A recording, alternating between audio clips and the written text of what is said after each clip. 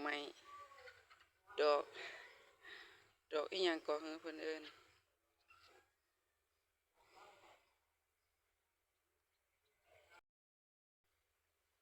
สบายดีสบายดีเด้อสบายดีตอนเช้าทุกคนเปิดขึ้นมาก็มาเห็นดอกไม้เป็นดอกกล้วยไม้ป่าดอกอีหยังก็เฮือบ้านหมู่นเอิ้นว่าดอกกล้วยไม้ป่าเพราะเอามาแต่ป่าได้นี่เพิ่นอยู่นำป่าแล้วเอามาผูกติดใส่กับต้นไม้อยู่บ้านแล้วเพิ่นก็ออกดอกบ่ได้ใส่ฝุ่นบ่ได้ใส่ปุ๋ยบ่ได้หยังเนาะเอามาผูกติดไว้ซื่อๆแล้วฮอดหน้าแล้งมาเพิ่นก็ออกดอกเองหอมได้นี่พี่น้องหอมกลิ่นเพิ่นเป็นดอกไม้ป่าดอกไม้ธรรมชาติเลยเด้นี่โอ้ยไก่ไก่กระตึกเอามาปลูกตอนแรกเอามาปลูกใส่ต้นไม้ต้นต้นหมักต้นหยังฮะต้นหมักน้ำนมบ้านหมู่นเอิ้นหมักน้ำนมแต่บ่ฮู้ว่าบ้านพี่น้องเอิ้นหมากหยังเนาะที่กินแล้วมียางอะนะเอามาปลูกใส่แล้วบัดนี้ว่ามันห่มแล้วเลยตัดเลยปั๊มทิ่มแต่ว่าเหลือตอไว้อะนะตอที่มีต้นอันนี้ติดอยู่อะนะปั๊มเฉพาะย่านเทิงอะนะแล้วบัดนี้เพิ่นโดกต่อไม้หันโดกแล้วโง่ยหักลงพัวบักใหญ่พุ่นเด้และคิดว่าสิเอาปลูกใส่กระถางเอ็ดกระถางงามๆแล้วเอาใส่กระถางเพิ่นละบ่ย่างซ้ำเอาใส่ถังเพิ่นละบ่ย่างเพิ่นเลยเหี่ยวเปื่อยไปเบิดและทันได้เอามามัดใส่ต้นนี้แทนอัน3ง่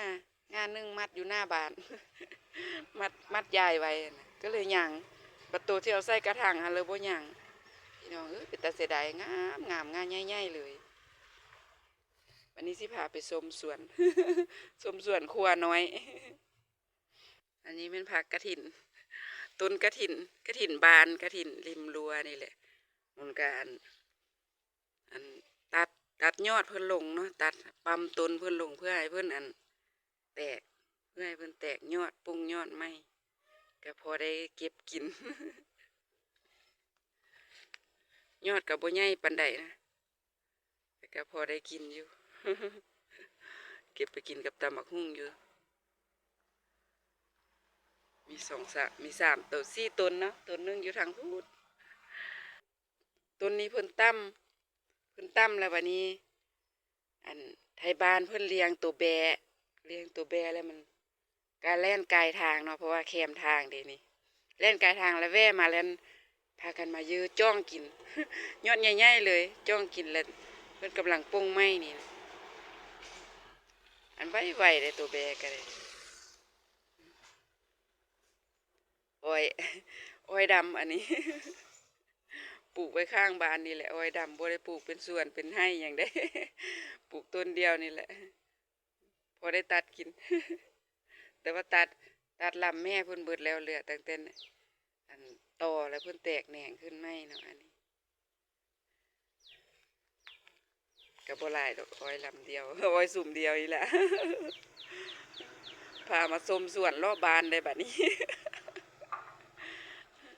พามาชมรอบบ้านได้บัดนี้พอมีงานส่งเนาะอันนี้ละแม่นอีหยังก็ฮือเพิ่นเอิ้นหยังก็โอ้ยหมุนก็เว้าบ่เป็นต้นอีหยังเนาะมรกตสิบ่หาก็มาปลูกใหม่นะใส่ฝุ่นใส่ปุ๋ยหาก็สิทางยอดขึ้น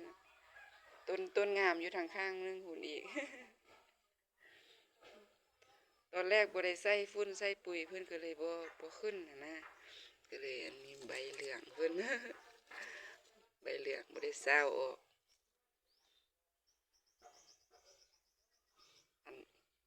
อันนี้ละแม่นเฮ็ดเป็นกระถางไว้แล้วแม่นต้นนั้นบักเล่นต้นบักเล่นนะหรือว่าต้นบักเขือบักเขือน้อยหั่นพอได้ใส่ตำเอาต้นบักเพชรมาแถมซะอีกได้นี่เพื่อว่าต้นบักเล่นเพิ่นยุบแล้วก็สิให้บักเพชรขึ้นแทนนะก็ ก็บ่งามปานใดเนาะ ยังบ่ได้รดน้ำเดี๋ยวสิจังสิรดน้ำอันนี้กำลังออกดอกกับบักเพชรกำลังขึ้นอยู่อันนี้แม่นอันต้นบวบหาก็ปลูก ต้นบวบหาก็ปลูกหาก็ออกกำลังเสียนหาก็ใส่ปุ๋ยเมื่อวานนี้ก็อันนี้ต้นบวบอันนี้ก็กำลังขึ้นข้างมานี้มันต้นอันหมักทั่วอย่างก่อฮะมนกระลืมซื้อสำนักบักทั่วอย่างฮะบักทั่วไทยสิบ่เนาะปลูกแวน อยากห้างเกินไปอยู่เนาะ มันห้างโคตรมองนี้พอดี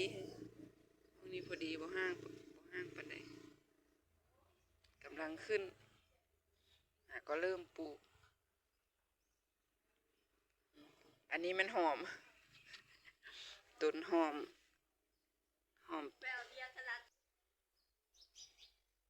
เปหรือว่าหอมใบเลื่อยเนาะ เป็นดอกบ่ได้ตัดดอกเพิ่นออกบ่ได้มาตัดดอกเพิ่นทิ่มจังน้อยอันเพิ่นเป็นดอกเป็นหมากแล้วเพิ่นก็อันล้นอันเกิดขึ้นเต็มเบิดแล้วนำอันนี้นะอันนี้ก็แม่นอันเพิ่นมาเกิดเองเลยนี่เพิ่นมวนปลูกอยู่พูน ปลูกอยู่ย่านนั้นพูนแล้วเพิ่นเป็นดอกเป็นหมากแล้วเพิ่นอันมาล้นขึ้นอยู่นี่มาขึ้นอยู่นี่ ขึ้นเต็มไปก็เลยอันเอาเลยปลาเพิ่นขึ้นเลยอันนี้มันเบียร์บักเพชรยากสิเอาไปปลูกใส่ได้เบียร์บักเพชรกำลังงาม ส่วนก็แคบๆนึง ส่วนแคบๆนึงเนาะจะเสียไปปลูกใส่ดิเอายายออกมาแด้อะไรนี่ยายเป็นแถวไปฮะละยายเป็นแถวไปตีต้นยางในนี้ ต้นยางก็ปลูกไว้บ้านนำปลูกไว้บ้านนำก็มีอันนี้แม่นอันหอมปลอมหรือว่าผักชีไทยบ่ แม่นบ่บ้านมุนเอิญว่าหอมปลอมเนาะก็เลยเอิญว่าหอมปลอมว่านไว้นี่แหละเอาหอมบัวมาปลูก ใส่น้ำต้นหอมบัวมาปลูกกันใส่กันแล้วว่านหอมปลอมพร้อมกันเลยขึ้นปนกันเลยสิได้เก็บดอกอันบัวหอมบัวนี่ไปอ้อมอีกแล้วขึ้นอีกเลยต้นบักทั่ววะต้นบักทั่วอย่างเนาะขึ้นหันจื้อบ่ได้แล้วว่าบักทั่วอย่างมาปลูก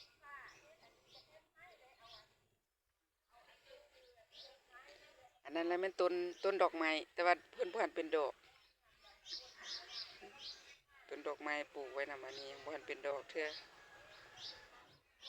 ดอกเพิ่นงามอันนี้มันนานหอมแต่เก้าหันแหละ เริ่มออกดอกแล้วดิอันเบียร์น้อยๆหันแล้วมันผักนอกได้หันผักนอกมันเกิดขึ้นเองนะกระตุ้นบักเพชรมีสาระอย่างเด้อพี่น้องพามาชมสวนครัวน้อยๆ อันนี้มันต้นกะเพราพามาชมสวนครัวน้อยๆเด้อมื้อนี้ต้นกะเพราอันเป็นดอกบ่ได้เก็บกินดูเพิ่นก็เลยเป็นดอก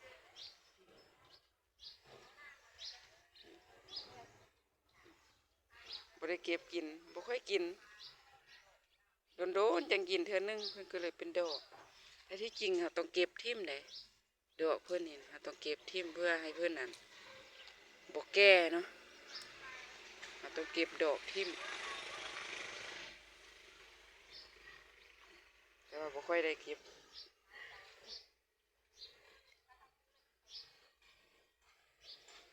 อันนี้ปลูกซ่อนไว้แล้วปลูกหอมอันบัวกับอัน ผักชีลาวผักชีไทย อันไม้นี่ฮันไม่อย่างไดตอนปลูกค่ะนะน้องหมาน้อยน้องหมาค่อยค่ะนะหมาอันมานอน เพิ่นเย็นแล้วเพิ่นเข้ามานอนได้นี่อันสาเหตุเอามันไม้อันกาดใส่นี่นะหายกับบ่ฟังเขาเผลอเข้ามาคือเก้ามานอนเต็งไว้ก็เลยต้องเอาไม้ใส่แต่ว่าตอนนี้มีพักมีหอมจังสีแล้วเพื่อนก็คือสิบ่มานอนแล้วแหละถ้าตอนแรกเขาว่านไม้เนาะมันบ่มีอย่างดีเสร็จเพื่อนก็เลยมานอนต้นกะเพราขึ้นอีกแล้วนี่ต้นกะเพราขึ้นเต็มแล้วมันนี่ ใส่แต่พุ่นในนี่ตัวนี้บ่ทันได้ใส่ปุ๋ยเลยเอาไม้ออกแต่ตัวนี้ตัวนั้นยังบ่ทันได้ออก โอ้ยไก่อันรถไก่ทางขอโทษขออภัยเด้ออยู่แคมทางเนาะรถก็เลยไกลทางเสียงรถต้นผักกาดเก็บกินแล้วแต่บ่ได้ลกเนาะตัดเอาม่วงนี้ต้นนี้บ่ได้เก็บก็เลยอันสูงยาวนี่เก็บเอาเลยก่อนนะเดี๋ยวเพิ่นสิแก้เก็บเอาเลยก่อนดอกเพิ่นขึ้นแล้วเพิ่นสิแก้นะว่านแก้นผักกาดใส่ซอนเลยได้ฮะ ว่านแก้นผักกาดใส่ซอนเก็บต้นนี้อีกอันนี้มันผักสลัดที่เก็บไปกินอันกับอันเฟอเมื่อวานนี้แหละต้นกระพันใหญ่ปานใดแต่ว่าพอเป็นตากินได้แล้วเนาะซ้ำนี้พอกินได้แล้วแต่ว่าเริ่มเก็บกินแล้ว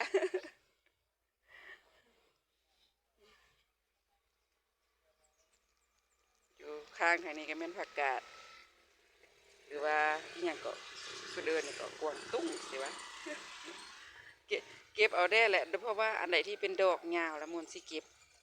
บ่อยากให้ดอกเพิ่นแก่ดอกเพิ่นขึ้นได้น้อยนึงแล้วก็จะเก็บเอาโลดยังพอได้หดน้ำในนี้ พามาชมก่อนจังสิหดน้ำ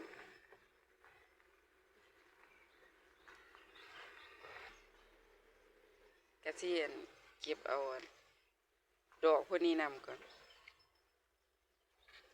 เดี๋ยวมันก็สิเก็บเอาดอกนำเก็บเอาดอกผักกาดซ้อมนี่ไปกินอันนั้นนะมันหาก็ปลูกผักสลัดซุมนี้ก็ปลูกซ้อนขึ้นมาไว้อีกนะปลูกซ้อนขึ้นมาไว้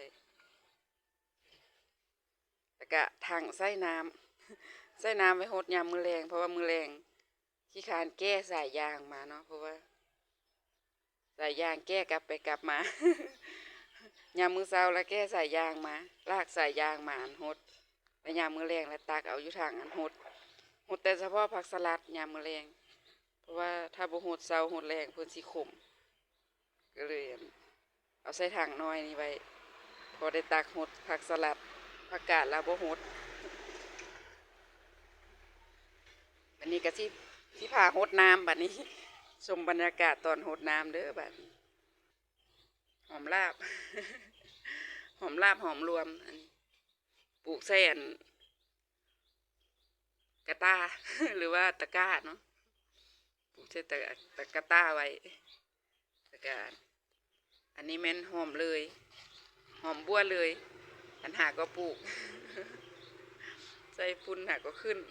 แต่ว่าคือขึ้นบ่พร้อมกันปลูกพร้อมกันอยู่เด้อันนี้ผัดอ้าวงามอันนี้ผัดคือว่าบ่งามปลูกพร้อมกันแต่อย่างคือขึ้นบ่พร้อมกัน งงเนาะไปหดน้ำกันเลยแบบ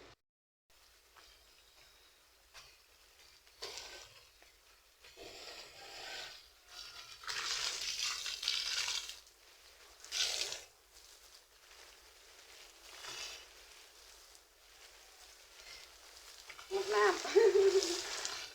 น้ำพักเลย ใช้สายยางหดแบบนี้แหละเลยรีบรีบเลย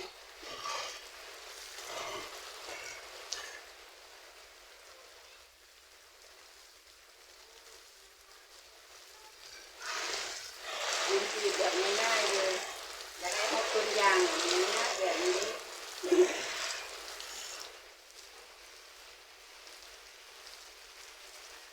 ต้นยางเนี่ยที่ได้หาบเมื่อย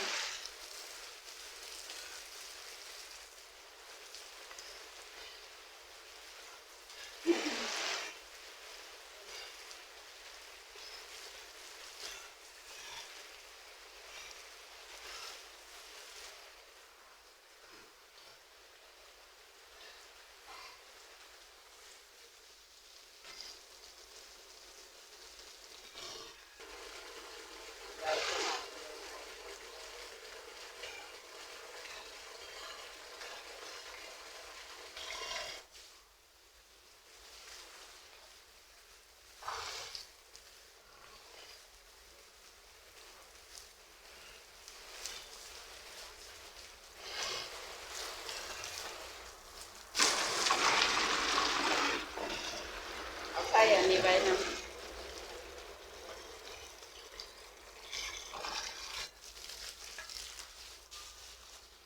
โอ้ยโอ้ยโอ้ยโอ้ยเดี๋ยวที่ทางนี้ได้แล้วก็เริ่มยอมไว้ตอนอันพักสลัดตอนแรก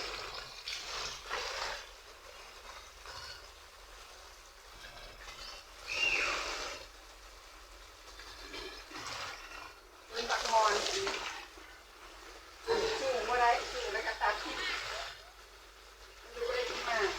เพราะว่ามันหม้อใส่ไฟ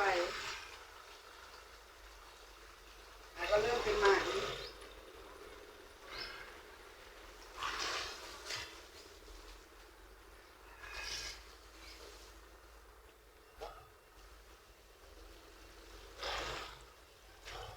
นี่เอาไปเก็บเอาผักกาดมาแบบนี้นะ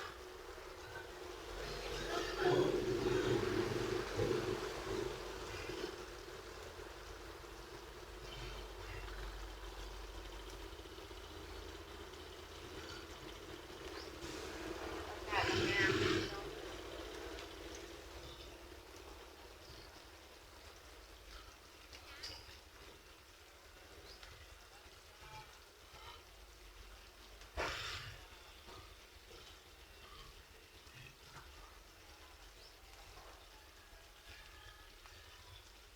งามหักเอาเลย